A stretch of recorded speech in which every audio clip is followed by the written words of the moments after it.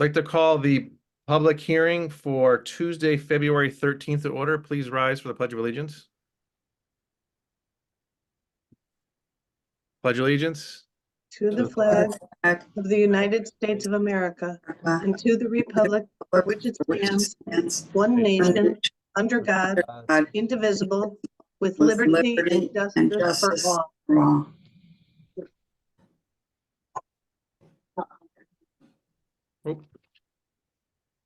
All right, so we do not need a roll call for the public hearing. The purpose of tonight's public hearing is to receive feedback on the two proposed ordinances that have been on the city site. Just to quickly summarize, there's a revised ordinance for traffic protection, section 24 to 29, and there's a new ordinance for zoning permits.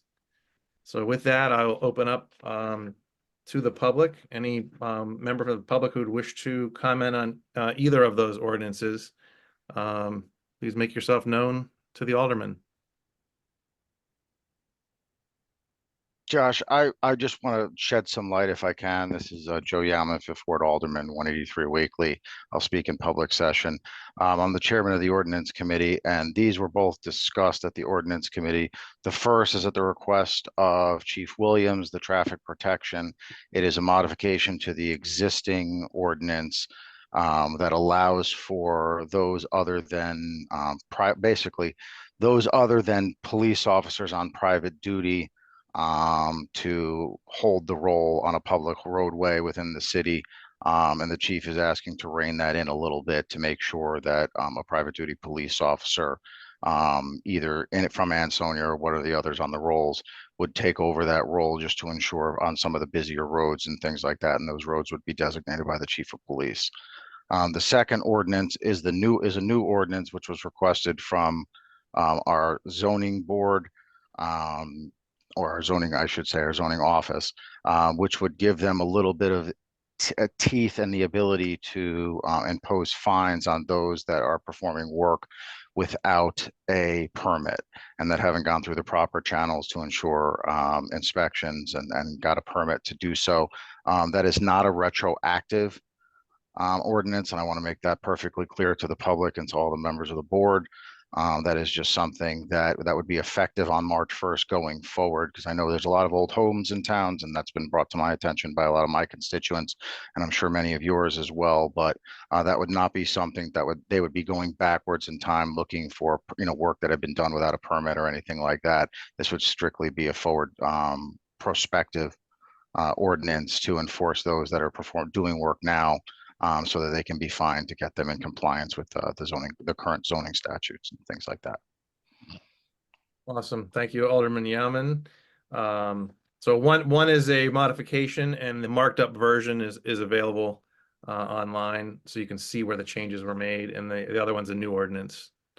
So again, I'll ask if there's anyone from the public who wishes to comment or question publicly.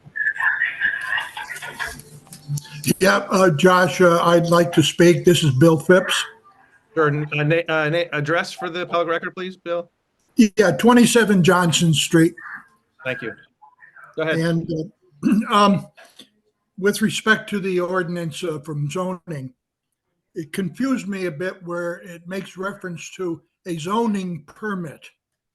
If it isn't acquired, then the fine of what, $250 a day would be assessed until it was brought into compliance with zoning. Now, that's not a building permit, or did I understand Mr. Yalman to say it is a building permit? So that it confused me. Okay. Aside from having a position with respect to $250 a day, that's pretty steep. But that being an aside, if it's a building permit, then I can understand that. A zoning permit threw me a curveball. That was my only complaint. And also, I noticed that in the charter, I think it's in 4-9. I apologize for not being more prepared, but I found there was a whole a whole section that is devoted to fines with respect to building issues. And I'm wondering if there's any conflict between the two. That's all I have. All right, thank you. Look into that, and if needed, I'll get back to you with the answers on that. I mean, I I can can speak pipe a little in. bit. Or I Joe, can you- speak Oh, up you a can little go bit to ahead, that. Joe. Go ahead, I was Joe. just gonna pipe in and say, basically, this is for work, right? So essentially, it's in the building. Well, let me be clear. It's not the building code, right? That's the problem. Sometimes zoning permits are required when you're doing building or work on your property, but we only have rules that enforce the building code when it comes to work done without a permit. We don't have any rules with respect to what happens when work is done without a zoning permit, even though a zoning permit may be required when you're doing work on your property or your house. So this is intended to fill that gap. That's why it applies to situations when you're doing work that's not allowed unless you have the permit. So I guess, the answer to that question is it is basically supposed to address situations that would normally fall under the building code, but here fall under the zoning code without an enforcement mechanism. Took the words right out of my mouth, John. I was just gonna make that differentiation, and also with regards to the charter as well, is that I believe the charter speaks to the building code and not the zoning code, and this would be a fine for those that do not also have a zoning permit for any work that's being done. Great, thank you for the clarification. Anyone else from the public who would like to comment on either of the ordinances? No, Joe? Yeah, Alderman Cassetti, 72 Root Avenue, Ansonia. I wonder, Bill, are you satisfied with that explanation, Mr. Phipps? Through the chair, if I can respond, I'm still confused, but that's not unusual. The zoning permit, building permit, it sort of enters a gray area sometimes, at least the way I understand it. Like I was thinking the chicken business that apparently drives the land use people nuts right now with the complaints on chickens. Would that be covered by a $250 a day hammer if you got caught No, stirred? Yeah, no way, because there's no work being done with a chicken unless you needed to, get a zoning permit to do work on your chicken or something. And that's obviously, obviously doesn't make any sense. So it applies when you need to do work. When your zoning permit is required to do work on your property, those situations, not your normal zoning situations. And, Mr. Phipps is very right here. There's a lot of things covered under zoning that this would not apply to, because it's only going to apply specifically, as it says in the ordinance, to situations where you need a zoning permit to commence work. And in those situations, we need an enforcement mechanism to make sure you aren't doing work without that permit. Usually it's building we're talking about, and we're very covered when it comes to the building code, but we're just trying to do basically a patch here for zoning. We could be even more specific. It says commencement for work, which a zoning permit is required. We could say commencement of work on your property for which a zoning permit is required. Maybe that could clarify it a little bit. I'd leave it to the discretion of the board because there's no right or wrong here. But we do want to make a distinction. This isn't a $250 fine every time you violate the zoning code. There's plenty of penalties already in place for different violations of different zoning code sections. We just have nothing in place for what happens when you need a zoning permit before you do work. That's what we're trying to fix here. Through Josh. Yep. So are we trying to put the horse before the cart then? If this should No. be the No, we're primary. No, we're not.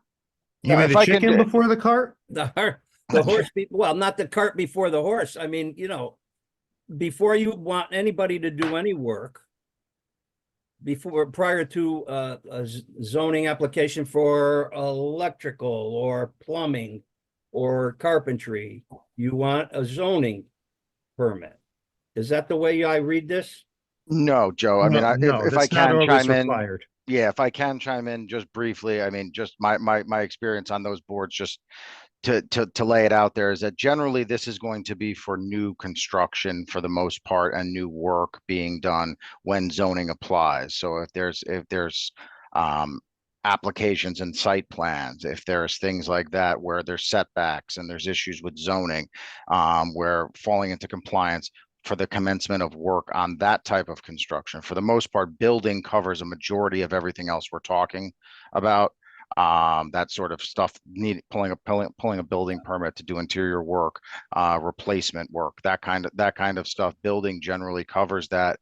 What does apply is, for the most part, new stuff, exterior stuff, where zoning is required, where there's changes and stuff like that, and that's what this would apply to for the most part. Thank you. Mr. Phipps, does that help clarify it a little bit? More or less. Josh, can I ask you? I don't want to belabor it. Question. Yeah, Bobby, go ahead. Oh my So God. the way I was understanding it originally was kind of if a person gets a zoning permit to build a business and halfway through decides they're going to put in an eatery instead of what it was originally zoned for, that's where that would be. If it's something that they didn't originally have the zoning permit for, is that wrong also? You know, Like if they sometimes decide you to, need to, if it's yeah, a business and then all of a sudden they decide to throw an apartment upstairs, not but the zoning really. permit wasn't for the apartment. To do work on your property, oftentimes you need building permits under the building Right. code, but you also sometimes need zoning permits as well to get a go ahead. Okay. So this is for those incidences where you're doing work on your property, you needed your zoning permit, but you didn't pull it. So we can hold you responsible for going ahead without your building permits, build under the building code, but we can't do anything to you for doing work on your property without that zoning permit. That's where this comes in. It's not a new penalty of any, it's not a new regulation. It's just a penalty to that requirement to get a zoning permit before you start doing certain work. And purposely, we don't enumerate all the different types of things because we wanted it to be broad. Anytime you want to do work on your property and you need a zoning permit to do it, as already is established, now there's a penalty for going ahead and doing it anyway. So John or Joe, would the average the average Joe, average Bill in this case, would you know that you need that both permits? Yes, I mean, essentially, if you're going, I mean, just to speak to that, if you're going down to apply for a building permit, and the scope of work is disclosed to the land use department, they're going to tell you, oh, there's also a need for a zoning permit here. It's and that's really what it is. This is meant to allow to have teeth to not only zoning, but also to building for those that aren't pulling these permits, to those that aren't doing those types of things, to be able to get them to go to land use and pull the proper permits so that we can ensure the safety of our residents. Those are good, thank you. Joe or John, just for further clarification, would it be fair to say that this would enable, major construction work to conform to current zoning regulations? Oh, exactly. It's just making sure people don't get away without following the already existing requirements. Very much needed. Thank you. All right, any other comments from the public on either of the ordinances, this or the private duty?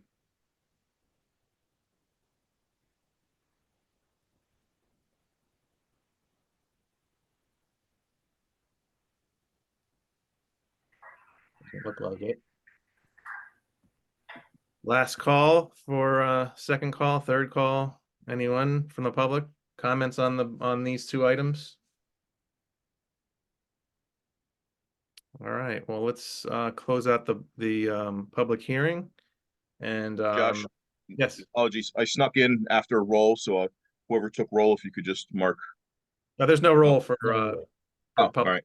Disregard then. Sorry. Apologies. All right, so ends the public hearing, and you have about 30 seconds before we'll start the Board of Aldermen meeting. So stick around, same link. Thank you. Thank you, everyone. Maybe kill the recording.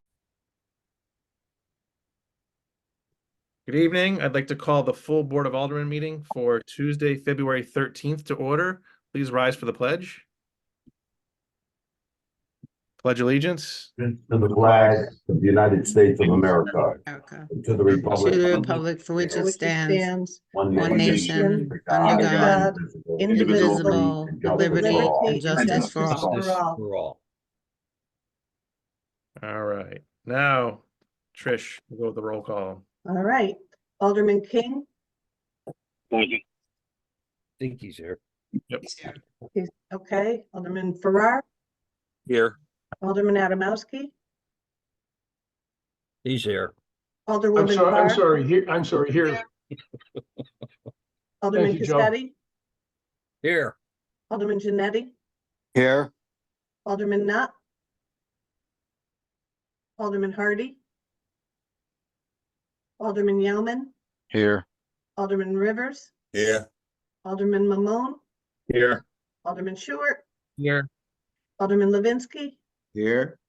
Alderman Durante, Here. 12 present. I declare a quorum.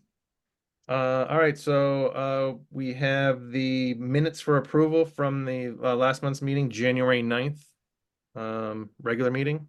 Motion to approve. Second. Motion to approve by Yaman. Who was the seconder on that? Tony. Mamone. All in Yep. favor? Aye.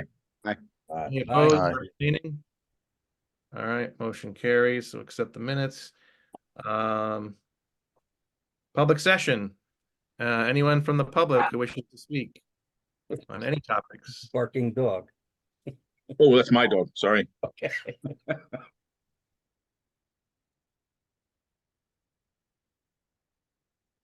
Anyone from the public who wishes to speak? And third and final call, anyone from the public? Seeing and hearing none, we will close the public session. No comments. We do have a full agenda, so I don't mind that. And we'll move on to public official session. Mayor Cassetti, hit it. Good evening, President Stewart, members of the Board of Aldermen, residents of the great city of Ansonia. I hope everyone made it safely through the storm today. I'm grateful that we received less snow than we thought of. Thank you, Tim Holman in Public Works, Chief Williams and the PD for a job well done. We have had a busy month. As you know, we are working on the budget. And as always, I put the taxpayers first.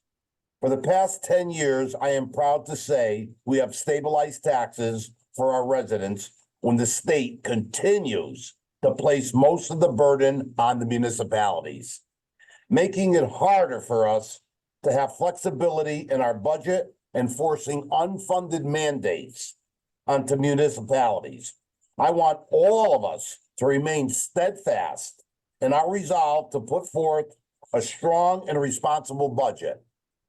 As you know, vagrants started the structural fire at 75 Liberty Street last week, destroying a major portion of a building that once belonged to Ansonia Copper and Brass. Corporation Counsel will talk briefly about holding the owner responsible. Thank you to Assistant Chief Anthony DeLucia, Captain Chuck Stanky, and all the firefighters from neighboring towns and cities. We were able to safely get the fire under control. The first priority is residents living adjacent and around the property.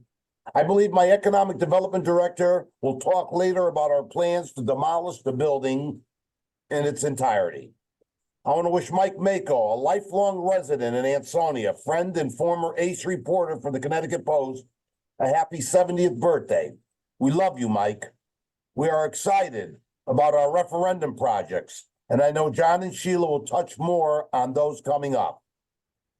Next steps for Olson Drive are the testing and removal of the dirt piles once tested and digging and filling in the soccer fields. John Geddes has said project will be completed by November of 2024. Very exciting. Our pedestrian safety project for areas around the train station has moved into the survey phase, and we expected a spring construction phase. You'll hear more about that. We are beginning to design of the Riverwalk extending along Olson Drive and into downtown, down to Riverside Drive. We just went out to bid for engineering services on that. Unfortunately, we had to cancel the punch key eating contest. It could have been President Sheward's big break, but it was canceled. I want to wish my lovely wife Ina a wonderful Valentine's Day, and to all of you a happy Valentine's Day, and to all them beautiful women out there. Thank you, and God bless you all.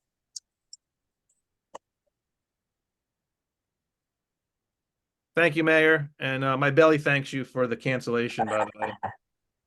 So next up, Corporation Counsel, John Marini. Mr. President, members of the board, good evening. Mayor already touched on our tragic cancellation this morning of the punch key eating contest. And we're really asking every member of this board to eat at least 7 to 10 punch keys tonight to make up for that, okay? So please report back tomorrow. And I guess everyone else could play at home. If you haven't already got your punch keys, I'm sure you can still get them at Big Y. Good job to Public Works clearing the roads. You can get out there to Big Y, which is in Derby, but nonetheless, you can grab your punch keys and hopefully get them done by midnight tonight. Want to point out that we have a proposal for distribution of the settlement relative to the solar farm on Benz and Hill later on this evening. This is the results of a settlement that we achieved at mediation, working with the building department, with economic development, and with WPCA to try to craft something that at the very least put some dollars towards the city from a project that would otherwise not be taxable, and which unfortunately is not subject to the jurisdiction of our local zoning boards. So we have in fact achieved a $40,000 settlement that we're proposing to be dispersed to residents to mitigate what they've had to go through in terms of the deforestation. It achieves funding on that property in a tiered system. Again, that would otherwise be on property that would not be taxable because solar in Connecticut is not taxable. So bringing in revenue year to year is a benefit to the city of Ansonia. It also achieves tax credits to the city if these projects go forward. It achieves, in addition to rows of arborvitaes to mitigate the visuals, it adds a specialty knotted fence to increase the aesthetics. Also succeeds in reserving a third of the Hill property as open space permanently dedicated to the city of Ansonia to preserve open space in this area. And additionally, it allows us to recoup some potential benefits down the line, working with the solar company, if possible, for offsetting energy costs. So it makes the best, I think, out of a situation that I think, would rather have not gone forward. At the same time, again, we note that it's not subject to local zoning. And of course, a reminder that this is private property, and at any time, the developers could have taken down trees for the purposes of putting up residential units. Both of these properties are zoned residential. So that's going to come up a little later tonight. We've already talked about the ordinances. They'll be on for approval tonight. We did have a public hearing on those. I do want to thank the members of our REC advisory committee. We have assembled just representatives from, I believe, every sports league and entity, including the Board of Education in the city, together to be talking about how to implement the bonding funds that were approved by our residents for the refurbishing and for the renovation and improvement of citywide fields. And then it really does include every recreation site in the city. And so the group has been getting their bearings.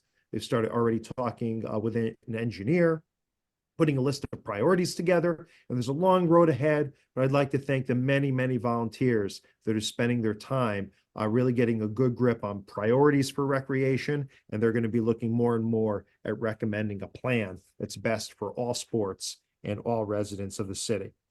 And finally, want to thank, of course, our firefighters for their work on the Liberty parcel that was on fire last week. This, of course, underscores how important it was for you as a Board of Aldermen to move forward with acquisition of the totality of Ansonia Copper and Brass. This is a sprawling 60-acre property that is not being properly managed or cared for by its current owner. Once it's in the city's hands, the city will be able to utilize the federal and state funds it's obtaining to achieve demolition, remediation, and repurposing it to the highest and best use possible, jobs and tax money for the city of Ansonia. But without the city's involvement, these buildings would continue to sit, to rot, and unfortunately to cause health and safety hazards, as it has last week.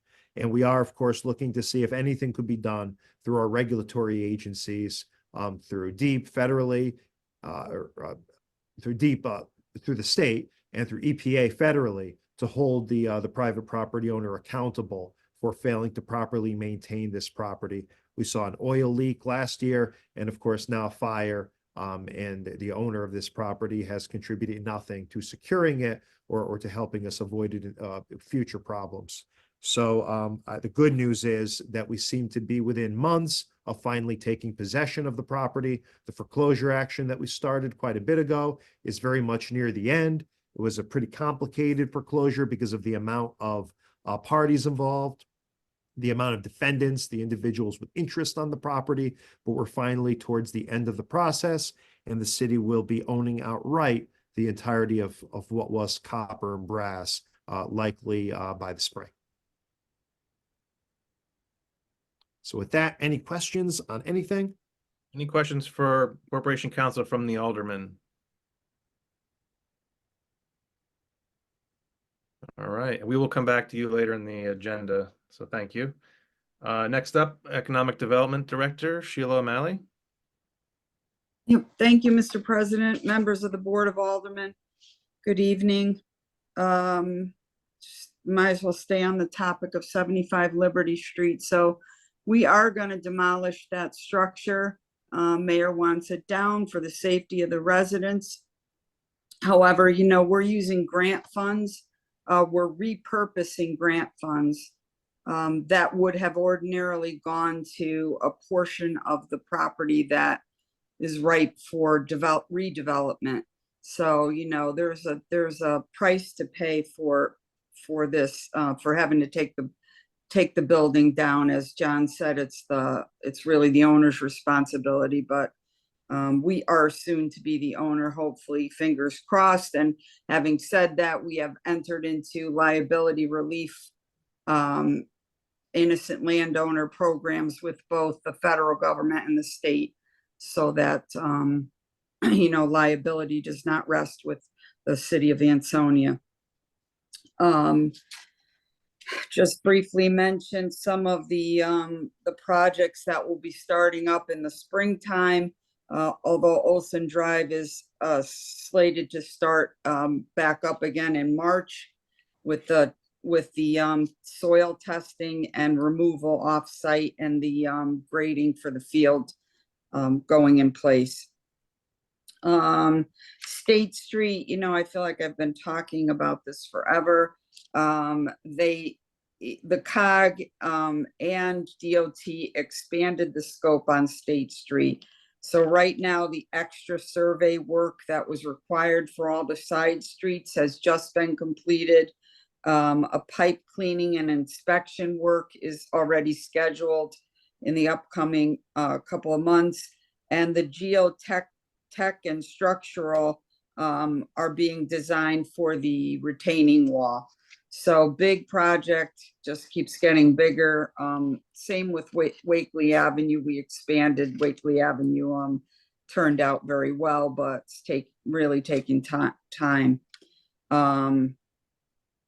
The Riverwalk, Mayor talked about that. I'll be coming to you with a selection from our RFQ process for the design of that section, and we'll also be submitting a grant for I believe $300,000 more for the design, as it's 2 miles long, and what we received last round is about half of the money. So we'll be asking for some additional money to complete that design work. as we begin the process, can be done simultaneously.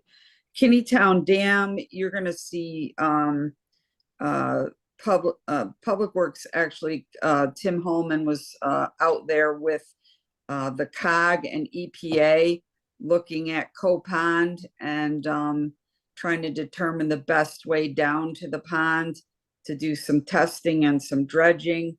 But we will keep you updated on that, as you know, it directly affects us, and Mayor wants to be sure that any of the Kinneytown Dam dismantling activities, you know, doesn't negatively affect us here in Ansonia. So we will be updating you on that.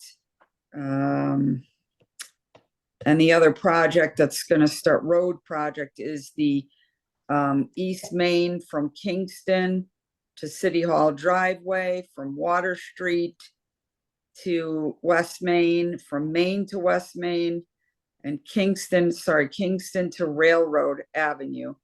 Concrete sidewalks, stamped concrete, granite curbing, ADA sidewalk ramps, streetlights, pedestrian amenities like benches, trash receptacles, and bike racks, plus 2 more EV chargers, will all be going on with that project as the DOT and Metro North begins the design for the train station improvements, and hopefully end of 24-25 for that.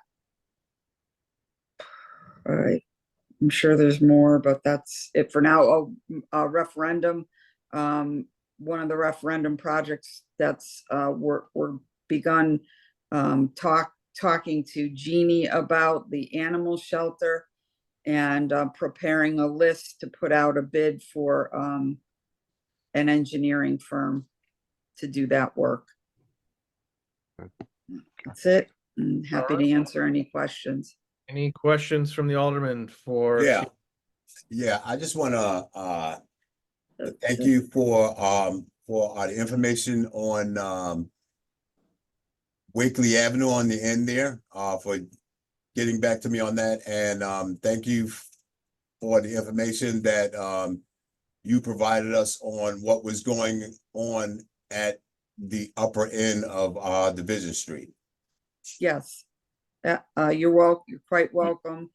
And I'm waiting for the hammer to drop. What? No, what's happening? Chicago's leaving that to me. Sheila. Yeah, there you go. Okay, go ahead. No. I was going to ask, well, 2 things. I was going to ask for an update on the animal shelter, but you just covered that, and what the timeline was with that. But secondarily, in terms of Franklin Street, what we're looking at, the timeline, finishing of the project, and then the sidewalks. Yep, that's a good question. We did have a Zoom call with DOT. They were talking about, you know, all of the phases of that project and so forth, and I think they're going to wrap up within the next 2 months. And then we will be seeking funding for the sidewalks and the road reconstruction. They've given their blessing, so to speak. They're in agreement that, you know, if we can get grant funds to do that, the rest of the project, they would be very appreciative, and so would the people on Franklin. So we anticipate getting a LOTSIP grant for that. Great. Thank you, Sheila. You're welcome. Sheila, Yes, Yep. We'll go I don't Steve, know Joe. who first. Steve. go and then ahead, Joe. Oh, Joe. I And just wanted to ask Yes, Sheila Yes, concerning the canine control project. Yep. We are planning to build it this year, are we? The improvements or anything that has to do with that? I think we're looking at this year to both design and probably begin renovations, Okay. maybe into 25, Joe, but we want to make sure we're doing it right. We only, you know, this is our chance, our opportunity to have a really nice shelter. Jeannie deserves it and the animals deserve it, right? Thank you. You're welcome. Sheila, two Yes, sir. questions. One is regarding Pond. Can you clarify, does the city have any type of an easement to get down to Cove Pond? And what is the current ownership status of Cove Pond? We, I don't know. I think we own Cove Pond, or it's part of the municipality. I And thought we- so. Yeah, and we do have an easement which we will grant to, VCOG or whoever, it's EPA or NVCOG, I think, is asking for the easement. And there might be a couple other easements that we don't have control over that they're gonna need. I would just say that, Cove Pond, like any body of water in any municipality, is a valuable resource and just a real development opportunity, future development opportunity for the city. So Totally agree. Totally agree. in any event, getting back to our perennial issue on State Street, I understand that Eversource, is the owner of Yankee Gas, has marked State Street for replacement of the gas lines, which are lead. This is part of a federally required program. So can the residents assume that those gas lines would have to be replaced by Eversource before the State Street project commences? Yeah, absolutely. All right, And- so do you have any type of a schedule from Eversource for this? Because they marked it last summer and then Yeah, I know. nothing happened, right? Right. And I will come back to you with that information from VHB because I know they're coordinating on their end with what they have to do. So I'll get you a time frame for Eversource. Okay, and then one last question on the American Brass site, the part where the fire occurred. Is that adjacent to the parcel that is slated for redevelopment? Both sides of the railroad track, the actual site where the factory buildings are located are slated for some of them are slated for demolition, I should say, depending on what SHPO will allow and not allow. But we wanted to concentrate our efforts in that area because it just makes more sense for accessibility, et cetera. And that site was an office building and really wasn't on the radar to put another manufacturing or Right. commercial structure on that site. So that was So kind this of going to is, be the last. This occurrence is going to expand the site even further, is it not?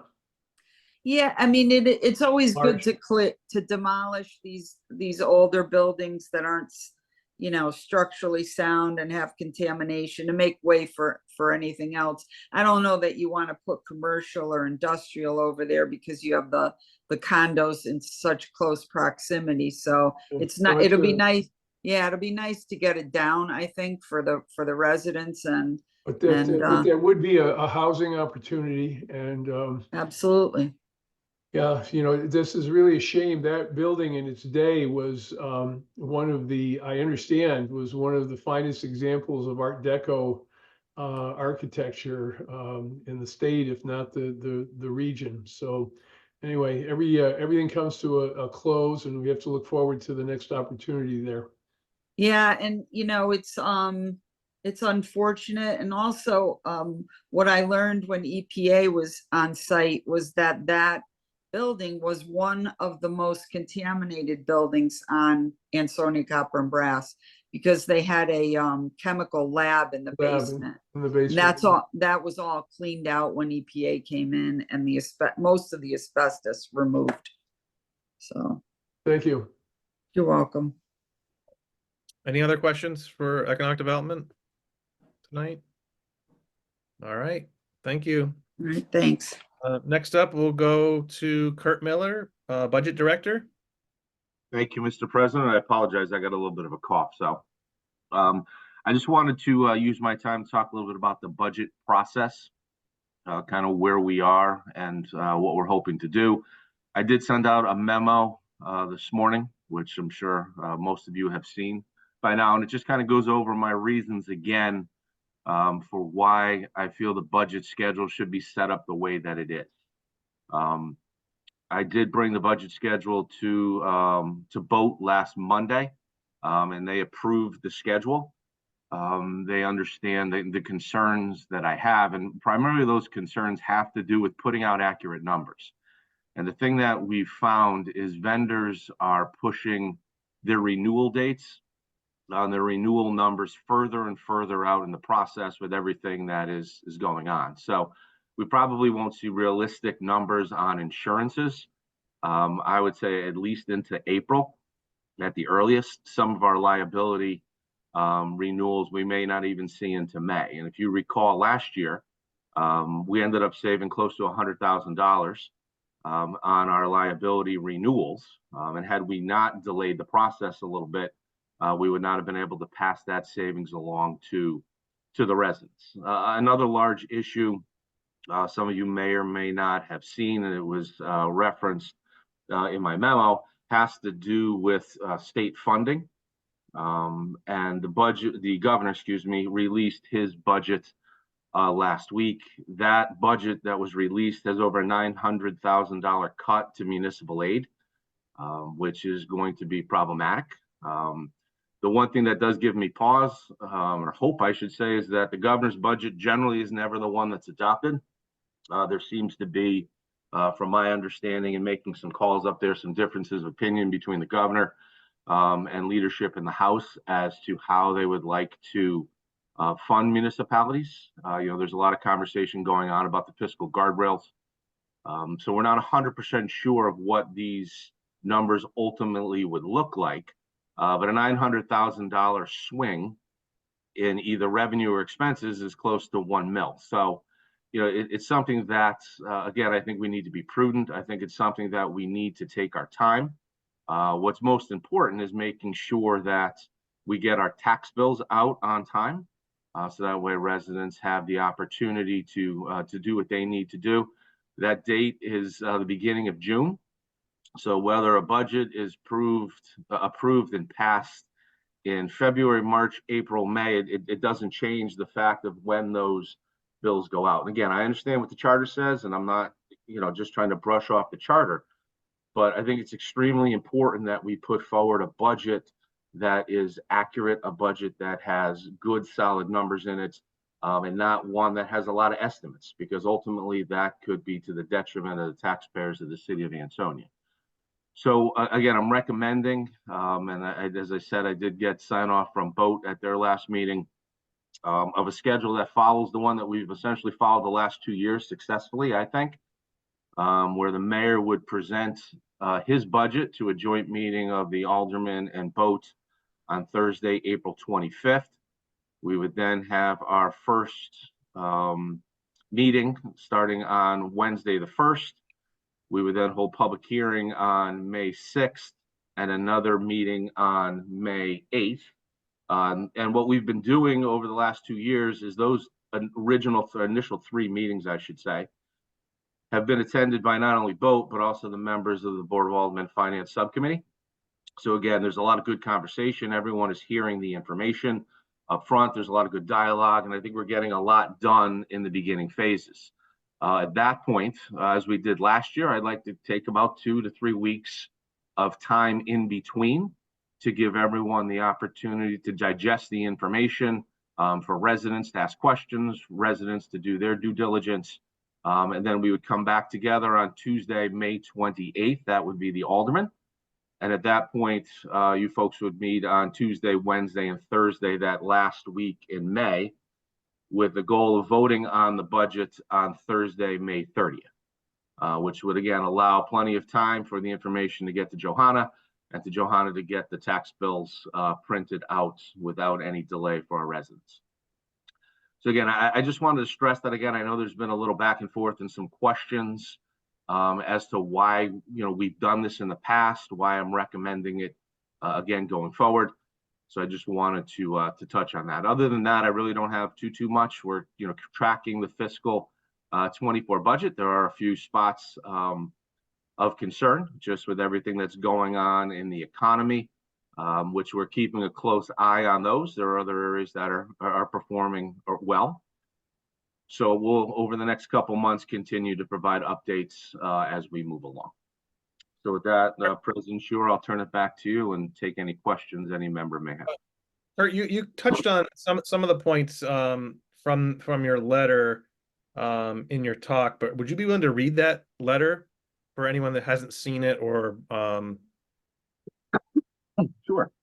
I'll do my best to try to get through it. So it says, Dear President Short and members of the Board of Aldermen, submitting an annual mayor's budget proposal at this time for reasons beyond the city's control would be premature, misleading, and a waste of resources. Moreover, it would not fulfill the charter's intention of holding the mayor accountable for submitting a realistic budget proposal. Specifically, the challenges in formulating a true budget proposal at this time are as follows. Putting out a budget with potential inaccurate numbers and information may cause confusion and misunderstanding for our residents. Many of our vendors have been pushing their annual renewals later and later each year, particularly some of the bigger ticket items like insurance. As many of these are larger in costs, 1% or 2% off of a renewal could have a significant impact on the budget. It will force the city to change or even settle on its priorities based off inaccurate numbers, making long-term planning irrelevant. It could potentially force residents to pay more in taxes than is actually needed. Completing the budget process in March, April, or May does not change when tax bills are mailed out in early June. With that said, why not wait and have the most accurate numbers possible? The city drives a large amount of its revenue from the state. We should be waiting for the process to be completed prior to completing ours. And again, if I could just touch on that a little bit more, we're not going to have final budget numbers probably until early May. That's when this is the short session, so that's when it closes. So we'll be going right into our budget process with the actual numbers that we'll be receiving from the state, which will be a benefit. The city drives a large, I read that one. Unfortunately, the state numbers always lag behind. It is critical to municipal budgets that we have this information. Governor Ned Lamont announced last week that his budget would cut municipal funding to the city by $949,043. As you can imagine, this would be devastating for Ansonia. While we hope that those revenue numbers don't become a reality, we will not know the final numbers until the budget itself is voted on by the legislature at some point in early May. While I understand the desire to follow the charter to the letter, I feel strongly that doing so is a disservice to the residents of Ansonia. I advise against putting out a budget prematurely. As I have mentioned in previous meetings, I think it is in the best interest of the city to follow a budget schedule similar to the one that we've used successfully in previous years. As you know, for the past 10 years, Mayor Cassetti has been successful in keeping taxes stable. By extending the time frame, it gives us a much better understanding as to where both revenues and expenses will ultimately fall. This allows us to make a stronger and much more accurate presentation. So that is the memo for those of you who may not have seen it that I submitted this morning. Thank you. And actually, I was thinking while you were reading that we could get you to do some audiobooks as well, do the voiceover. It's the raspy voice. It's very soothing. Yeah. Very soothing. God help us all. Yeah. Any questions for Kurt on this? Comments? Josh, if I could, I think everyone's aware that, I've raised this issue previously relative to the requirements of the charter for when the budget is developed, and also when the process for the Board of Aldermen and the timelines for that. So, I understand that most of my colleagues do not share my concern about this. Suffice it to say that for myself, I don't like being in a position where I take an oath of office to support the charter and ordinances in December and end up violating it several months later. However, be that as it may, that's a personal issue for me, apparently. But I did want to ask relative to some of the other charter requirements for the budget, if you're prepared to follow those. For example, the charter requires a 3-year running capital budget being submitted each year. This is also in state law for those cities that do not have charters, or those municipalities that do not have charters. And it's in the charters of most communities, including our own. So what about that? I mean, it would appear to me that that's needed more than ever now, given the bond issue situation, for us to see a 3-year capital plan. Are you prepared to submit that in accordance with the charter requirements? The city has a 5-year capital plan that was, it's been established and it's updated each year. Yes. When I meet with department heads and go through what their suggestion is for capital, at that point I then sit down with the mayor and we discuss priorities, and that is put out as a part of his presentation. And again, when I spoke before about the accuracy of numbers, this is where it comes into play, because we base capital needs, capital projects, capital requests on the ability to pay for those things. And if we have unexpected revenue drops, if we have unexpected expenditure increases, all that does is eat into the capital plan itself. So it is all presented together as a package, as one piece to how we would move forward. And we've been doing that now for several years. So I don't recall that being submitted with the budget last year. Are you planning to do that this year? Yes. Okay. I believe it's in the packet that was submitted to go out. So we have it and it's tracked, and we know where everything is. Okay, and I assume that would be part of our discussion as well, whenever that discussion occurs, end of April, beginning of May. Yes, but and the one thing, Alderman Adamowski, you need to keep in mind, there's different types of capital. So there are big ticket capital items, things like the animal shelter, as an example, or a new middle school. Those are big ticket capital items. There are also capital items that we purchase in our reoccurring capital account. That's the $100,000 or so a year that we put aside to buy things that are a bit more expensive than normal, but not outrageously expensive, things that we want to pay cash for. But then there's also the reoccurring capital, things like vehicles for public works, police cars, things like that. Those have their own individual light items. So, when you talk about capital, you have to talk about the 3 different pieces of capital. Each has its own distinct section in the budget. No, I understand. I think the charter speaks to the big ticket items that you alluded to. Well, I would say we just did that overwhelmingly with the referendum vote. We lost them. Well, that's what I mean, particularly in light of the referendum vote. We need to see a 3-year capital plan that designates when these different expenditures are going to be made.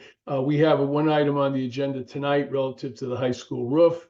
We will have another one coming up relative to high school construction, but then we have the recreation things and all the other things as well. So I think what the charter is speaking to is the big ticket items that need to be planned, and potentially bonded and, expended over a 3-year period of time, or at least a rolling 3 years that would be updated annually.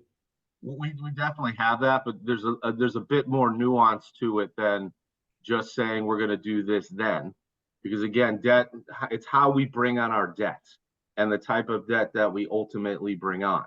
If you're going to go out to bond, going out to bond can be extremely expensive. You can spend upwards of $50,000 to $60,000 just on issuance costs. So it's not something that you want to do without a plan in place. There's other ways that capital can be purchased, whether it's lease purchase, whether it's private placement.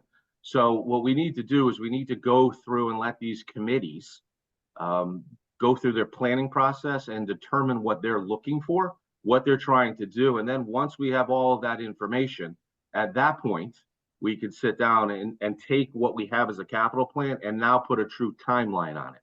Because it doesn't make sense just to buy something here and something there, because then your debt service becomes very disjointed and extremely hard to manage. And what you ultimately do is you waste more money paying for your debt service the startup costs and things like that than you would if you did it in a more structured manner. No, I understand, and I appreciate your responsibilities and attention to the nuanced details in your role as finance director. For our purposes, the Board of Aldermen is required by charter to approve an annual 3-year, capital budget plan along with the regular budget. So, I'm assuming that that's something that would be forthcoming with whatever budget schedule you want to follow. Yeah, that'll be presented on the 25th of April by the mayor as part of his overall presentation. Thank you. You're welcome. Any other comments? Yeah, just briefly, and it's sort of in response to what Alderman Adamowski had just put out there, is that two things I think is worth mentioning. One, if I'm not mistaken, I thought we did see a capital plan during last year's budget cycle, and I thought we did vote on it. But that issue aside, I'm confident that Kurt's going to present that again this year, and we'll be doing the same. But in terms of the charter issue that Steve has brought up, I think it's important to know that I think everyone shares the same sort of hearing this every single year for the last 2 years about not necessarily meeting the timeline. And I think the intentions were there to get a budget out as early as possible. Having been on that charter revision committee at the time that this was passed, was trying to get as much information out as possible, early as possible.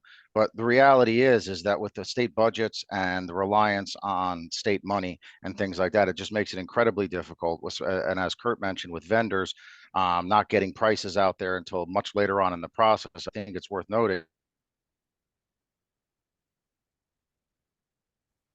that, I've had conversations with Sheila in particular, and I know the mayor's in support of it, of reopening and having a charter revision committee reestablished for the purposes of updating this, so this conversation can stop happening every year. So I know other members share the same concern. So, to the extent that Steve, that, I hear what you're saying about, taking the oath and recognizing what's in the charter. The intentions were there. It's not a practical and pragmatic thing to be able to do under the current circumstances, and I don't see it as through any fault of anybody at the city level. It's just the numbers are not there to be able to do that, and rather than putting out projected budgets and then having to adjust later on the fly, I think what Kurt is suggesting is doing it in a much more pragmatic way, one time, so we don't have to change everything after the fact. So I'm fully in support of a charter revision committee to reopen this and deal with this issue and get it back into the proper timeline to match what, when we're getting our numbers, so that our budget process can be as, transparent as possible. And Joe, I would agree that charter revision is the antidote to this problem. I would hate to be in violation of the charter, but I don't think I think this is that the charter is really, at this point, with what we're dealing with, is a suggestion to do it a certain way. And I don't think there are any charter police that are going to arrest us for being in violation of it.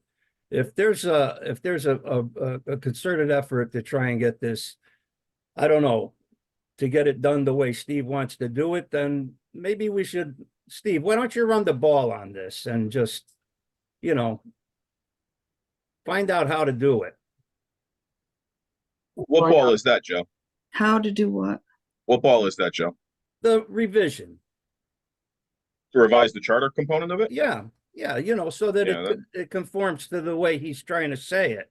So I think that's what Joe said as well. The other Joe Yellman had said, because I think trying to put out, as Kurt had said, from a finance perspective as well, I think putting out inaccurate numbers just to put out numbers, to satisfy a requirement is not only, a bad use of resources, it's somewhat of a dangerous, thing to do. How about a resolution? Could we do a resolution that would remedy this? Because it just seems as though we're beating this dead horse and it's just not coming back to life. Well, Joe, as I understand it, this has already, come to the attention of Sheila, John, and the mayor.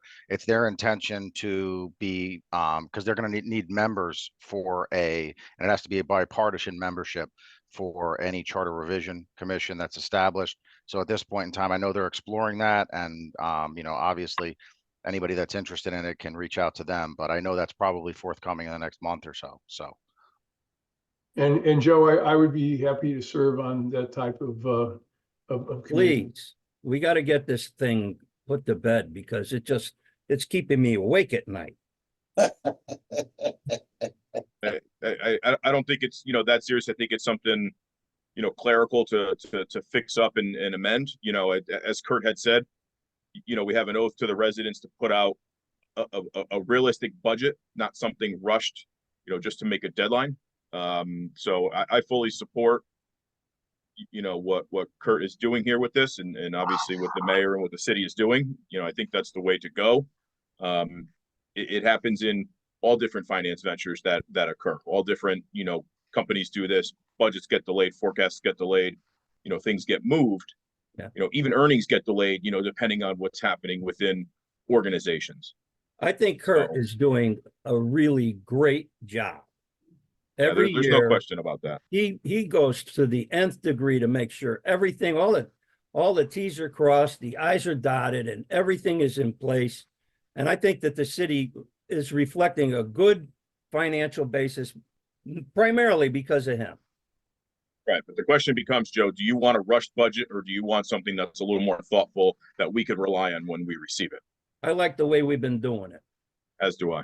Thank you. So Joe, just getting back to the charter revision issue relative to the budget, I think also the CCM, Council of Connecticut Municipalities, is a good resource here for any charter revision commission that might study this issue. They have data on the budget submission deadlines of every municipality in the state, those that are covered by state law, as well as those who have charters. I think we could learn a lot from that in terms of what should be practical, as well as and feasible, as well as lawful, relative to a charter requirement. Thank you, Steve. Thank you. Any other comments on this?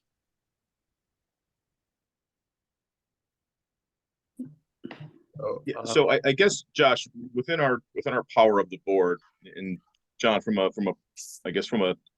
charter or legal perspective here, I need some guidance. Is there anything, I guess, that this board can do from a vote perspective to temporarily, I guess, just on an annual basis for this year specifically, kind of recommend what Kurt is doing and support that? Yeah, you could take a vote to acknowledge that the deadline in the charter is not feasible this year and accept the proposed schedule. Okay, so can I make a motion to accept the recommendation from Kurt based on the fact that the numbers that we have, and I guess to coincide with what the charter is saying, is just not a realistic budget to put out for that timeline? Second. Well, I think I just, with all due respect, I think that kind of ordinance should be placed on the next agenda. It should be published on an agenda, the public should see it, so on. And then we could vote on it if that, in the opinion of Corporation Council, would mitigate the charter requirement. Yeah, it is a regular meeting, so you are allowed to take it up at any time. But of course, that's the discretion of the board. And I don't think this would be an ordinance. This isn't something that's written, things like that. This is simply a motion moving to deviate from the requirements in the charter, based on the timeline that's set forth by the finance director, as I understand it. Yeah, you're not creating anything new. You're just acknowledging something, and it's good to have that on record that it's acknowledged. So if someone looks back, they can say, okay, well, it was acknowledged that it wasn't feasible, right? And it was the will of the board to move on. It just is basically expressing the consent of the board. So it would not be an ordinance, it would be what, a resolution? Oh, no. Yeah, I would say a resolution. It wouldn't be the creation of anything new, except for a resolution expressing the will of the board. So would we need a written resolution, or is this oral motion sufficient to deviate for that year, knowing that there's a permanent adjustment in the works? Oh, no, I think that you stating clearly what that resolution is and then voting on it is fine. Well, That's I think going to be reflected in the minutes and writing. Yeah, John, I think you would want to draft that. For my part, I could support such a resolution, excuse me, if it was tied to a commitment to charter revision. Is that necessary, John?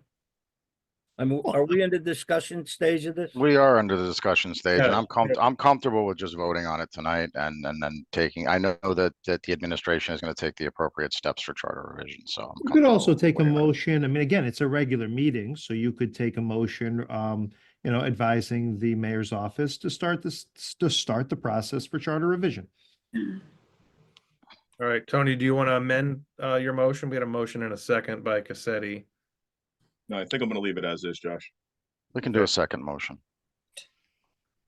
All right, okay, so we have a motion and a second, and the Trish, what was the verbiage on that? The motion is to acknowledge that the deadline of the charter is not feasible this year and accept the proposed schedule. Okay. And Tony made some other nice comments that I will put in there when I listen again. Thanks, Trish. All right, so let's vote on that. In favor of that deviation, all in favor? Aye. Opposed?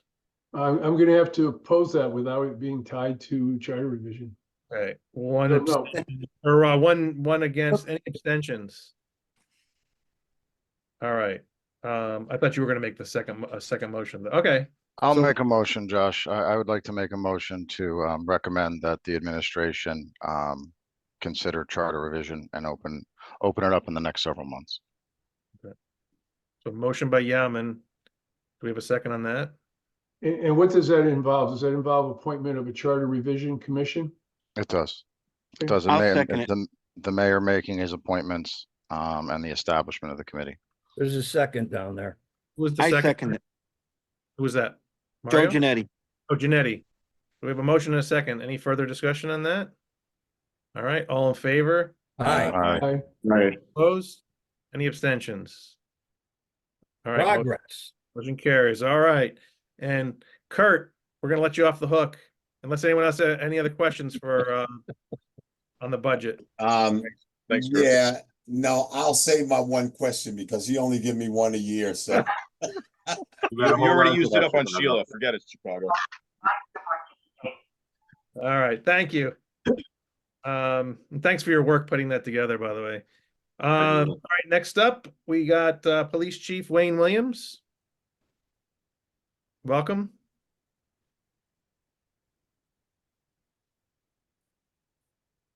Hi, Chief. All right, can you hear me? I'm sorry, it's my, There you go. there we go. My computer's having a little bit of a problem here. Good evening, President Short, Board of Aldermen, Department Heads. First, I wanted to take a minute and thank all the residents that cooperated with our winter parking rules to help Public Works get out there and get the roads cleared. I will say that a lot of people obeyed the one side or prohibited parking. So I know that that helped. I've talked to Public Works several times during the day today. A personnel update. We have one officer that is in training in the academy. We have no officers in the field training program. We have 6 open positions here at the police department.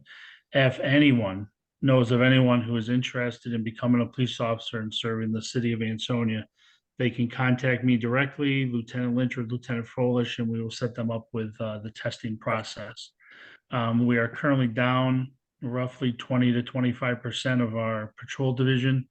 And we have been looking for, we are working on recruiting new officers. But I will tell you that across the state and across the nation, that has proved to be extremely difficult.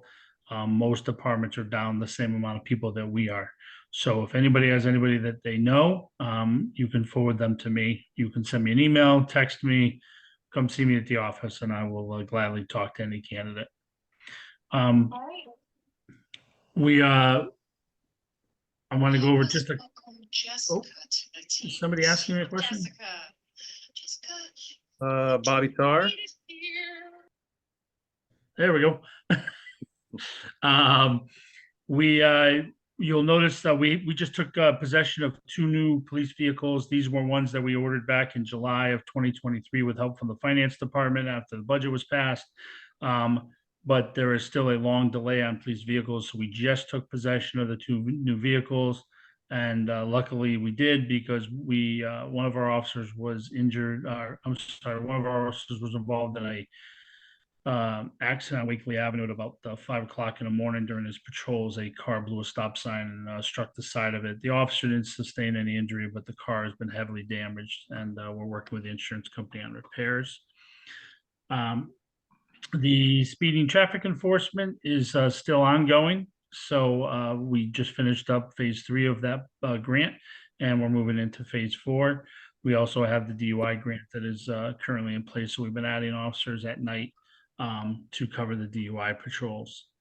I think I talked about it last month, but I'm going to just update you. I had applied for a grant. We were notified by the state that we were eligible for a grant, another one about speed enforcement and equipment purchases. This was a $60,000 grant for the city. So I had to fill out the grant application. I had to submit all kinds of equipment, invoices, etc. And the state contacted me after we were all done to let me know that it was an accidental, that we were not on the list of towns that were supposed to get this federal grant that was being passed on through the state. Because we went through all the process of doing this, they are going to make it up to us. They are going to give us a different grant in the spring for the same amount and for the same purchases and speed enforcement over time. So they apologized, and they're going to make it up to us. So I'm glad that that worked out. I will tell you the police accreditation. We met with the state again, and we had we asked for an extension on our tier 1 certification because it's a staffing issue that we're having. We just moved an officer into the accreditation process to help us with that. So the state did grant us a tier 1 extension, so we're still working on it, and I expect we'll make that extension. I usually don't have a lot of incidents that I like to talk about or update you on, but February has proven to be difficult with some of the crimes that we have been investigating. You all have mentioned the investigation or the incident on Liberty Street at the Ansonia Copper and Brass, where there was a fire. That fire is being investigated as an arson investigation, and we have been working with the state fire marshal, the Ansonia fire marshal, and our detective bureau and officers. I will tell you that that investigation has moved in a very positive direction, and I expect to have an announcement in that hopefully in the coming weeks.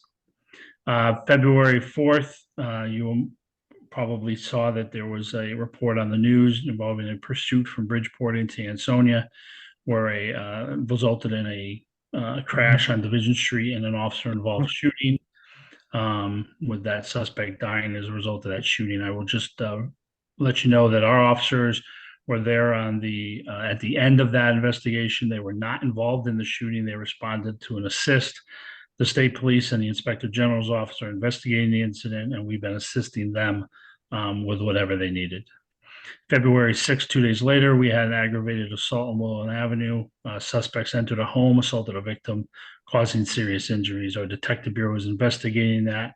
Later on that evening, we had a shots fired call on 4th Street where several individuals were firing firearms. We have increased the patrol and detective bureau active personnel up in that area, and we are still investigating that incident. And then the next day on February 7th, many of you are aware that during the day we had a aggravated stabbing assault on Main Street at a residence above one of the businesses. The suspect has been located and was taken into custody on that incident. So it was quite the busy beginning of the month, and we're hoping that it's slowing down. But I'll take any questions that you may have.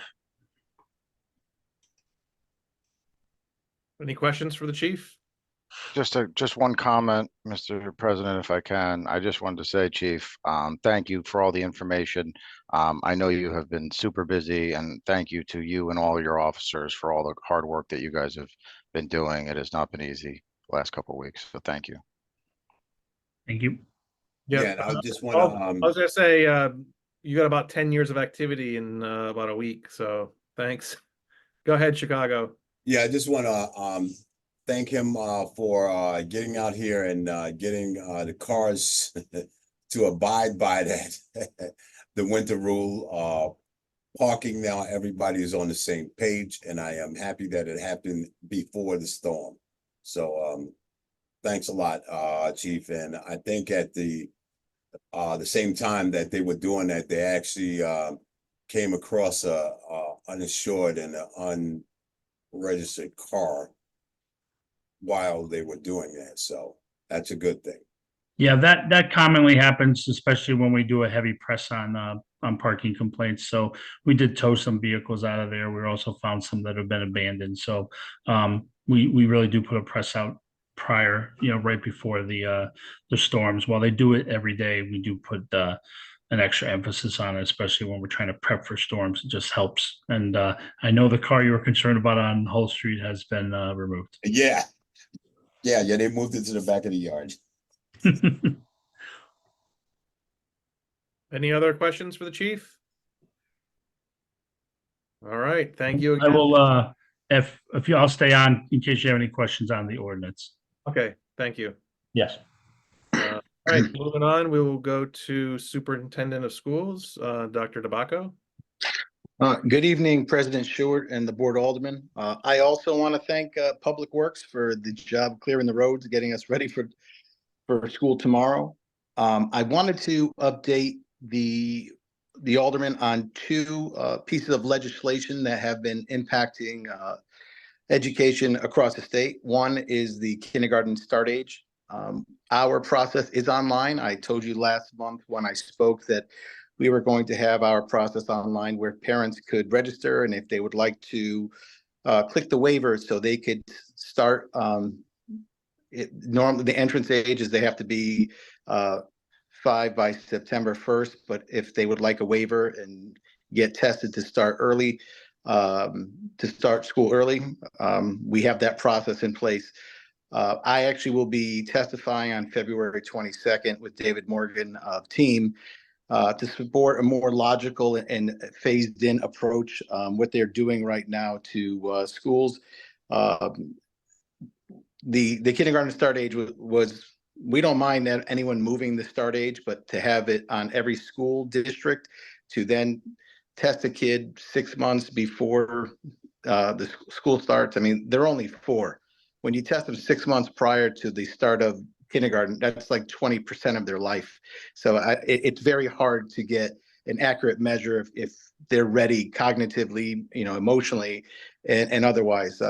Districts did not have a problem with the start age being January 1st, but when you have every school district being able to test kids and have their own process, that muddies the waters for everyone and everywhere, especially when parents are very savvy. They could register in a district where the kid could start early, and then they transfer into our district, and they're going to start anyway. So we need to have a process that is very similar to what we have done. If it's 5 years old, but no waiver process. But that's something will be decided later. But our process, I told you, our process would be online. Parents have already registered. In March, we'll have a very large kindergarten registration push, and families could go there and register. The other piece of legislation I just wanted to update everybody, and as a lot of the other superintendents, every one of my meetings has been pretty much predominantly taken over with the right to read legislation, where the State Department of Education has identified different reading programs that they deemed were, these 6 programs were the only programs that were deemed appropriate by the State Department of Ed. We happen to be fortunate. We're one of 12 districts that actually is using one of the approved reading programs. So we do not need a waiver. but I have heard from many of my other superintendents that their waivers were denied, and now they're in the process of buying all new literacy curriculum for the entire district. I mean, this is a costly endeavor, not just to purchase the curriculum, but to train the staff, to train the teachers and you're talking a $750,000 to $1 million swing very easily to purchase new curriculum. And I'm happy to report that for the first time Joe DeBacco did the right thing, and we actually have a program that the state said yes to. So we're not dealing with that problem, but I know a lot of superintendents are dealing with that, and it's unfortunate, and it's costing many municipalities. It's a bundle of money, and I don't know how they're going to fund that. Two things that I did want to share: we're conducting a process called "It's the Vision of the Graduate" or "Portrait of a Graduate." Last month in January, we had 30 parents come out to our forum to discuss what the process, what it looks like. Ideally, K-12, what does the ideal graduate look like coming out of Ansonia Public Schools? And it's not just a high school thing. It's what does it look like, in kindergarten all the way on up to 12th grade. And it was great to have conversations. I was there. I probably had about 15 administrators. We had teachers, we had parents, and kind of round robin activities to share their input. And it's one of many, but the process did start. The other program that I'm very happy that we are instituting, it's a national program. We're doing it in our elementaries and our middle schools. It's called the Watch Dogs program, DOGS. It's Dads of Great Students. Dads of Great Students. It's our effort to get more fathers or father figures involved in education. It has proven to be pretty successful. We have parents, many fathers, father figures, grandfathers, uncles have showed up to participate. We get them background checks and everything, and they're able to be more engaged in our school system. And so far, that Watchdog program has taken off, and I hope it evolves and becomes even bigger. So there's some updates for the aldermen. If you have any questions, I'm more than happy to answer anything I can. Any questions? Yeah, Go ahead. I have a question. Joe, that starting date with the kindergarten kids Yes. is you have to be 5 before the start of school or before September? September 1. Okay, now let me get this straight now. If a child could be like a month later in the birthday and be able to start that year if he's tested or she's tested? Yeah, the parents could register. They have to request the waiver and they fill it out. The kids get tested, and then that school district will decide if they're going to start. I could easily tell you in Ansonia, we've always had kids that were at 4 years old before January 1st. So to us, it's not a big deal, but to some other districts, they're getting hit very hard. But I just hope the state comes down and does something smart, Joe. I really do, because it's. Well, how do you? I mean, I don't. My opinion here is if a child is 5 years old on September 31st, is if they're holding the child back almost a full year, and he won't be starting or she won't be starting until she's almost 6. So technically, this is my opinion, and I don't know how all these. I'm not an educator, but isn't that hard on a child to wait until they're almost just about 6 years old to start kindergarten? Well, it's going to be hard on the child, but it's also, once again, it's also hard on a lot of parents that are paying for childcare, and they're going to have to pay a whole nother year for childcare. Yeah, and it's become one of those financial burdens that a lot of families they did not notice legislation was happening. They thought they were done with their pre-K costs, and now they're getting hit in the face with another year of pre-K costs. And so it could be difficult for students and families. And so we're trying to lighten the burden here, but I just hope the state realizes that you should really have a logical phase in to get parents and families ready for this. You just can't say, hey, all right, tomorrow, this is what the new law is. But Yeah. That's what they, Well, my grandson, my grandson's turns 6 in a couple of years, but that's in October, early October. And for him to wait another year, that'd be a disaster on him because he's pretty smart. And he'd be missing a whole year of kindergarten before it's, and not just him, but other kids. I don't know. I don't think it's helping anyone. And as far as families or the child itself. yeah. So And Joe, hopefully it'll change it. I could easily speak. I'm probably one of the only superintendents in the state with a 4-year-old at home. So I know directly the impact because when the times I can leave to pick my preschooler up, you have to hear the questions I get from all the other parents in that class and in her pre-K class. And they are all chomping. They're like, we weren't ready for this. We don't have the money Yeah. for this. It's very, very difficult, but we're trying to make it easier of a process here in Ansonia and move our kids through. But I find it necessary to say what I have to and team up with David Morgan of Team to make sure that, a more logical and phased in approach to get so families you could ease into this. So you can't just say, oh, guess what? Here's a new law. Told you, Yeah. It's tough. So we're trying to do our best and hopefully legislators, this legislative session, they might have maybe moratorium or maybe they might amend something. I don't know, but hopefully that they listen. Well, I applaud you and thank you for doing this. Yeah, Joe, it's Tony. So having a son born September 14th, I obviously done quite a bit of research on it in terms of starting him the year late and things like that. But I guess, Joe, from my perspective, for those that have already gone through, the kindergarten year or the preschool year, so to speak, that aren't ready to start now and they have a repeat year, also known as a gap year. Yeah. Do we have any plans to I guess change the curriculum up for those stuck in the gap year to not just repeat kind of what they've done? Is there anything there that we're looking to do? Well, here's the thing is, and that is something that's becoming, I'm not saying the rage, but a gap year for certain students and certain families definitely want their kids to stay another year in their pre-K programs. And here's the issue. The other thing is parents can elect for their child to start early if they want. Like you're saying, Tony, if you would like your child to stay another year, so they're ready, that is your choice. So I don't know exactly when they're probably going to be in another pre-K 4 class. I don't know if there's going to be a pre-K 5 class because they don't have that, but you'll probably do a pre-K 4 and hopefully that pre-K teacher will supplement the curriculum because that child was just in pre-K 4.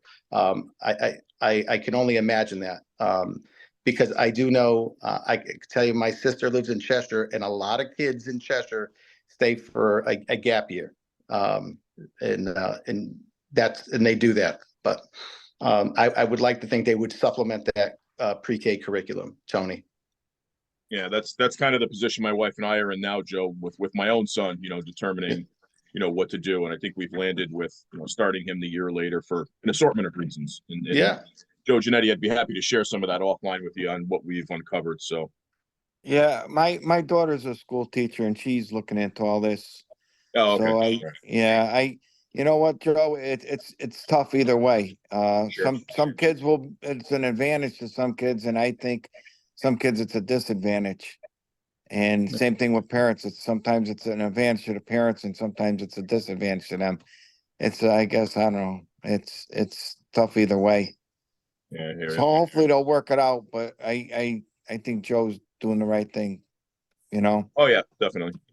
Mario, So- you got to jump in there, Mario. Yeah, sorry, I'm a little confused. I thought the cutoff date is September 1st, correct? You have to be 5 before September 1st? Yes. Yes, so if you're 5 before September 1st, you can register for kindergarten. Yes. So you wouldn't be held another year if I you think- turn 6 in September 30th. I think Joe was saying August 31st, not September 30th. If you were 5 August, September 31st, the cutoff. So if you weren't 5 before September 1st, and he said September 31st, So you think he meant August 31st? I mean, September, whatever. So, because right now, the cutoff is January 1st. And every school district has been able to operate it being January 1st. We all knew that. It worked fine. The problem that we have now is they changed it to September 1st. And now every district says we have to provide a waiver alternative and some sort of testing. There's not a norm test that I know that it's normed for children at the 4th grade level. I mean, 4-year-olds. I mean, to test their. I agree. And it's just too. It's a process that's too varied. And at least when they said we knew January 1st, 5 years old, that was fine. But now you move the start line, and now you're muddying the waters. So my son is actually 4 in May. So we're going through that issue right now. But it's good to hear that we can register for a waiver and potentially, bring them in and they do the testing, and then you guys ultimately decide, right? You got it. Listen, in May, you wouldn't need a waiver though, Mario. Yeah, you're going to be fine. Yeah. Mario, he turns 4 in May, so I would need a waiver because he's not 5. Yeah, he wouldn't start kindergarten that early though.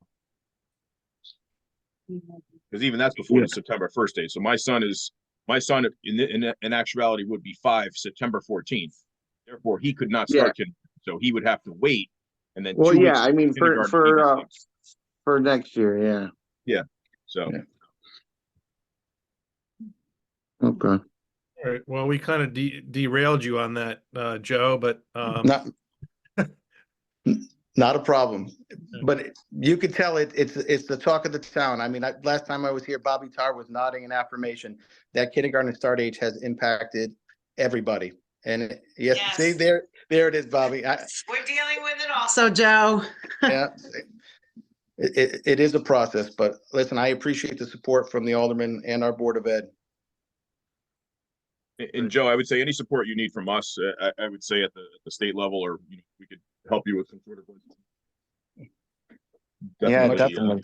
Willing to stand behind that. Much appreciated. Much appreciated. Definitely. Keep the faith, Joe. Will do. Any other questions or comments for the superintendent while we have them? Really quick, Joe or Josh, if I may. Hey, Joe, how are you? How are you? I'm doing well. There's 2 things on our agenda that I just wanted to give you an opportunity to say a few words about. One is the communication number 1, which was addressed both to the city and to the Board of Ed about the naming of the middle school gymnasium. So I didn't know if you had any comments that you wanted to say on that. And then there's resolution number 1, which is the funding resolution for the roofing project. Well, I can speak to both of them. I did read the correspondence from Sean Benson. I actually did some homework as well on Mr. Franks. I've heard that you can't find one person in town that will say a bad word about Mr. Franks, and he's impacted so many kids and so many youth that it's probably just and right to give if it's the alderman or the Board of Ed, whoever would like to move forward with it, but the naming of the 50 Howard Avenue, the gym there at the middle school, it sounds unbelievably appropriate for a man who has given so much of his time and dedication to the students of Ansonia. It sounds like well-deserved and overdue. Thanks, Joe. And the other part, the roof, I can only tell you about the roof, but before my time, there was solar panels that were put on our roof. It actually voided the warranty on the membrane on our roof. And we've had some water issues that have been getting progressively worse. Actually, not only just progressively worse, we have water that's getting in behind some of the facade and the brickwork. And between the freeze and thaw cycle, if we don't do something soon, I could see a side of our facade of bricks falling off the exterior of our building or coming off. So it just won't be just a roofing project. We'll be looking at repointing and or repairing brickwork on the exterior of a building. So it's something that once again, 20-year roof, built in 99, 2000. It served its useful life, and it's something that we need to move forward with. And it is our flagship school. I mean, let's be honest. Everything that we do is at the high school. The high school is a beautiful, beautiful school. We should be very proud of that high school. Everyone should be. It's a gorgeous building. It's just something we need to just take care of it to make sure that we can have many more functions there from in our days to come. So that's what I have to say about both of those items on your agenda. Is the cause of the leak because of the solar panels? I don't know if it, I would like to say yes, but I think. Do you know how old the solar panels are?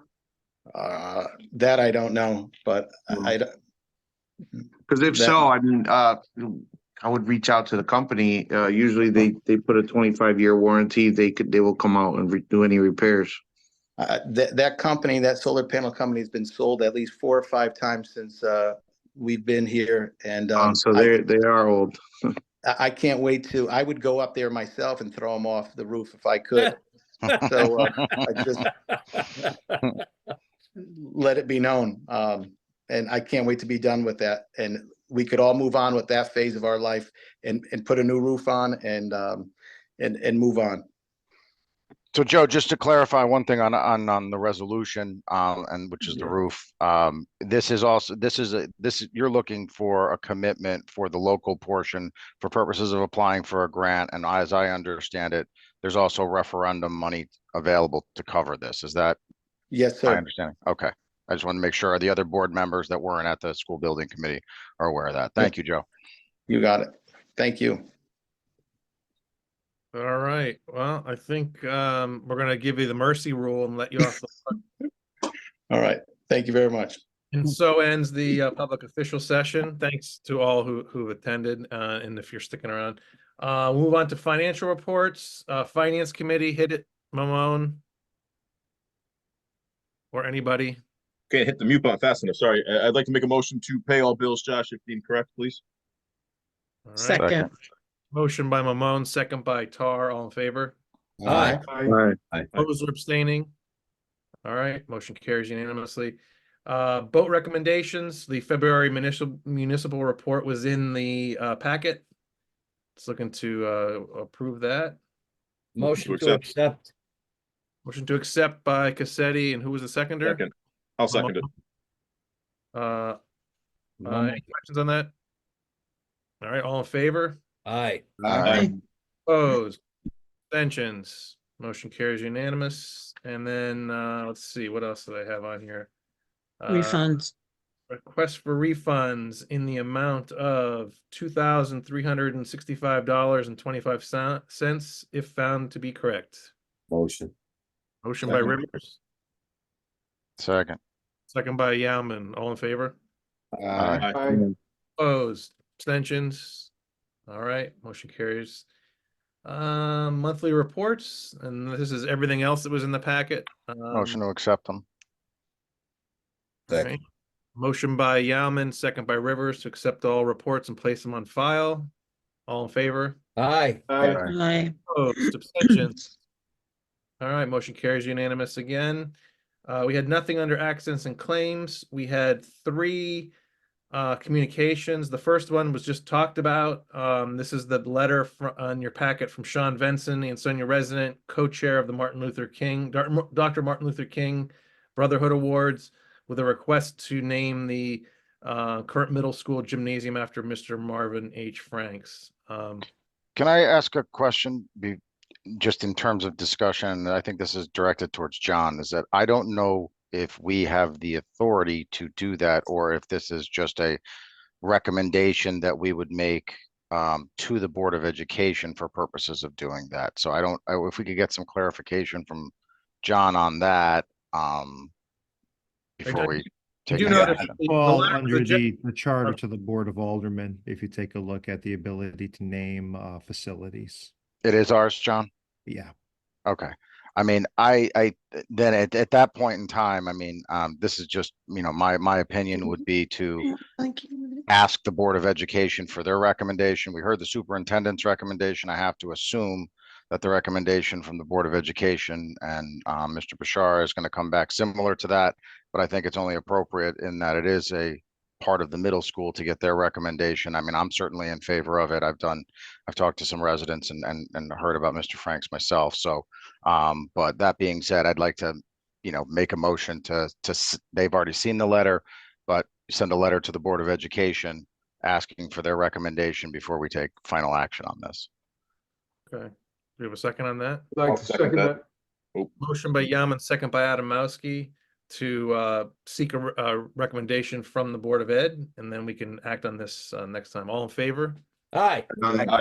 Any opposed? Any abstentions? All right, motion carries unanimously. Thank you guys, and thanks for the background on that. Second letter was also mentioned by Attorney Marini in his update. This is the proposed distribution of settlement proceeds from the solar settlement.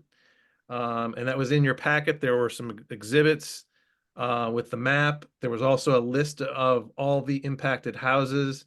And I think roughly it came out to, was it about $1,000 per resident that was impacted based off of that settlement amount? So the letter from Mr. Marini was requesting that we approve that proposed settlement. So move. Second. Motion by Cassetti, second by Rivers. Any other discussion on that? All right, all in favor? Aye. Opposed? Abstentions? All right, motion carries. You can take care of that then, John. Next, the third communication is actually from me. There's a letter in your pack. There's two letters in your packet. So this month's fire department fire commission meeting, the fire chief submitted a letter to the commission, and they voted unanimously to send it to the Board of Aldermen. And the request is to dispose of fire equipment that's no longer used. It's not on the trucks. There were 9 items listed. 6 of the items are sitting in the chief's office down at the landfill. And the remaining 3, and the recommendation from the chief was to donate those to the Ansonia Fire Museum up by the Boys and Girls Club. And then there were 3 others that were of unknown utility, and the recommendation was to potentially just redistribute those to other city departments, whether Public Works or somewhere else wanted them. Or just to discard of them. And the reason why it comes to us is, although that stuff resides with the fire department, it's still a city property, so they can't just get rid of it. So the request was, basically to dispose of these 9 items that are not being used. And I mentioned in my letter that to reinforce these are items that are not under warranty. They're not serviceable, and if they break down, there's no parts to replace on them as well. So truly not needed. Make a motion. Motion by River, second by Yaman. Can I just make a comment really quick? And I'd Yes. just like to see if Chicago will amend. I'd just like to give discretion to the fire chief to dispose of these things as appropriate, rather than having to come back to us again. Because if there's an unknown way to discard them and stuff like that, I don't want him to have to come back and write another letter and ask for permission. So I don't know, Chicago, if you'd amend. Absolutely. All right, amended motion by Rivers, seconded by Yaman. All in favor? Aye. Any opposed? Any abstentions? All right, motion carries. Resignations. There was one resignation letter in your packet from Daniel Vasquez of the Ansonia Historical Commission and the Ansonia Historic District Commission. What's your pleasure? Motion to accept the letter and send a letter of thank you from the clerk. Second. Motion by Yaman, second by Cassetti. All in favor? Aye. Opposed? Abstentions? All right, motion carries unanimously. Thanks again for his service. Did a great job. Resolutions. So we have the one resolution which was mentioned a few minutes ago, authorizing the Board of Education to apply for a grant for the full roof replacement project at Ansonia High School. I know that the Board of Ed President, Mr. Bashara, is here if you want, if we need any clarification, but the resolution is included here. I'll just read it quickly. Resolved that the Ansonia Board of Aldermen authorizes the Board of Education to apply to the Commissioner of Education and to accept or reject a grant for the full roof replacement project at the Ansonia High School. Resolved that the Ansonia School Building Commission is hereby established as the building committee for the roof replacement project at the Ansonia High School. Resolved that the Ansonia Board of Aldermen hereby authorizes the preparation of schematic drawings and outline specifications for the roof replacement project of the Ansonia High School. Motion. Second. Motion by Rivers, second by Adamowski. All in favor? Aye. Any opposed? Any abstentions? All right, motion carries unanimously. Thanks again for the explanations on that. Appointments, we have a few from the mayor. Under the Board of Assessment Appeals, these are 2-year terms. I'd like to remove the last appointee off of there. So there's 3 nominees. Michelle Libby, unaffiliated, of 256 North State Street. John Maloney, Republican, of P.O. Box 69. And Gary Cassetti, Democrat, of 102 Root Avenue, to the Board of Assessment Appeals 2-year terms. All to expire 11/30/2026. We take a PO box for an address. That's exactly what I was gonna ask. Well, I will address Yeah, we that. do. This has come up before. He does have a residence. He just doesn't want it to be known, and he's Okay. communicated. know. It's confirmed that he does live in the city. I know where he lives. When last time he was appointed to a board, he said he didn't want to mention his Very address. private. Yeah, you don't want to mention it, but yeah, confirmed. So someone want to blanket approve those 3? Motion to approve. Motion by Levinsky, Second. I'll second. second by Mamone. All in favor? Aye. Any opposed? Any abstentions? All right, congrats and thanks to them. And then under Historical Commission, this is a replacement for the resignation. Move to appoint John Maloney, same John Maloney, Republican, same PO box as a minute ago. And this is a replacement for Dan. So moved. Motion by Cassetti, Second. second by Levinsky. All in favor? Aye. Aye. Opposed or abstaining? All right, motion carries. Thank you. Let's see. Next is also for the Historical Commission, we have Michelle Libby, unaffiliated, of 266 North State Street. I didn't see I had it on the back page. Sorry, there's 3 more. Thomas P. Clifford, the 3rd, of 10 South Westwood Road, and Bartholomew Flaherty, Democrat, of 28 Pinecrest Avenue. Motion. Second. First, and who was the seconder on that? Yauman. Yauman. All in favor? Aye. Any opposed? Any abstentions? All right, motion carries. All approved. Thank you. Ordinance, we had the 2 items. Ordinance number 1 was what I would call the zoning permit. And then ordinance number 2 is traffic protection. This is what we had the public hearing on and the discussion. Some good questions out of that. But do we want to formally approve these ordinances? Make a motion to approve 1 and 2. Zoning permit and traffic protection. Second. All right, motion by Rivers, second by Levinsky. All in favor? Aye. Any opposed? Any abstentions? All right, and thank you to Chairman Yaman and Attorney Marini for your work with that, and the committee as well. So let's see. Did we vote on that? I forget. We did. Yeah, we did. All right, just blacked out. New business, nothing. One comment on new business, Josh, just because there's a couple of things regarding ordinance that have come to my attention. I know they were brought to John's attention as well.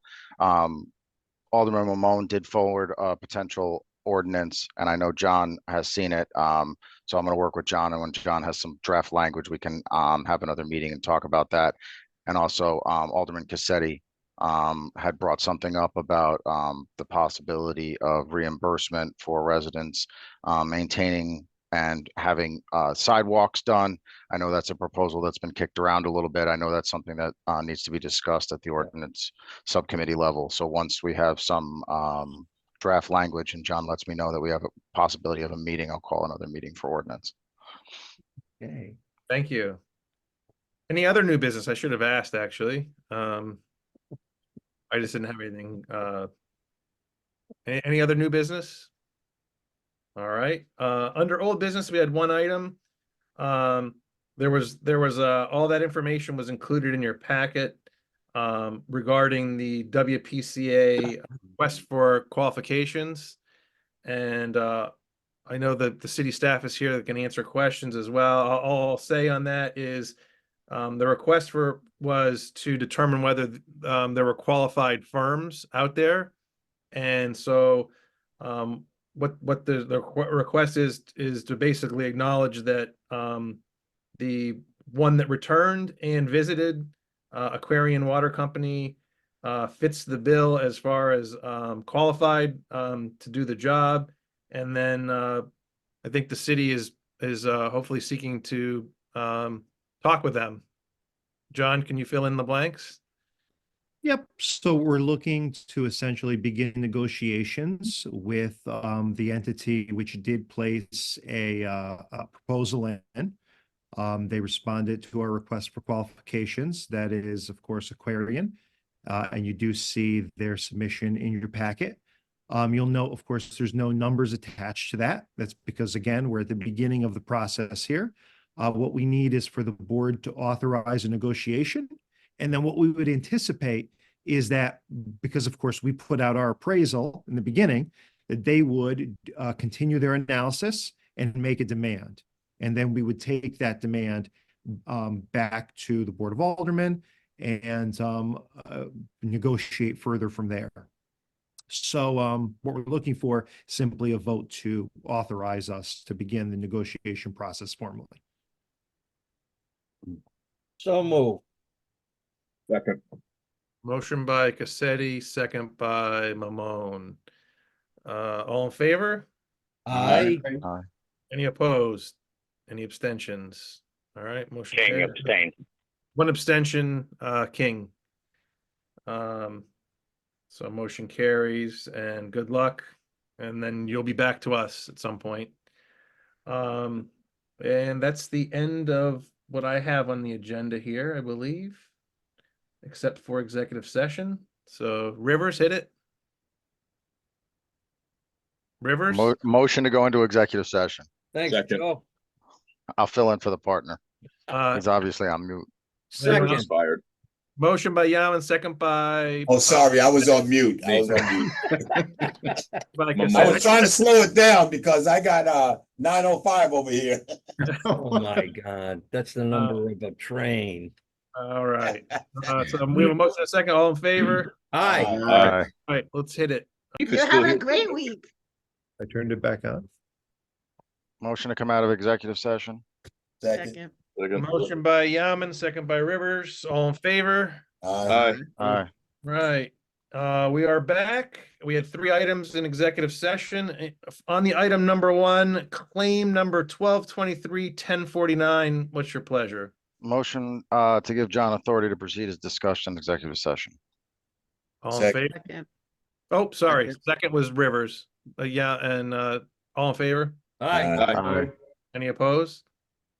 All right. All that. See, number 2 was the item of Diaz versus City of Ansonia pending litigation assessment appeal. Again, motion to give John authority to proceed as discussed in executive session. Right.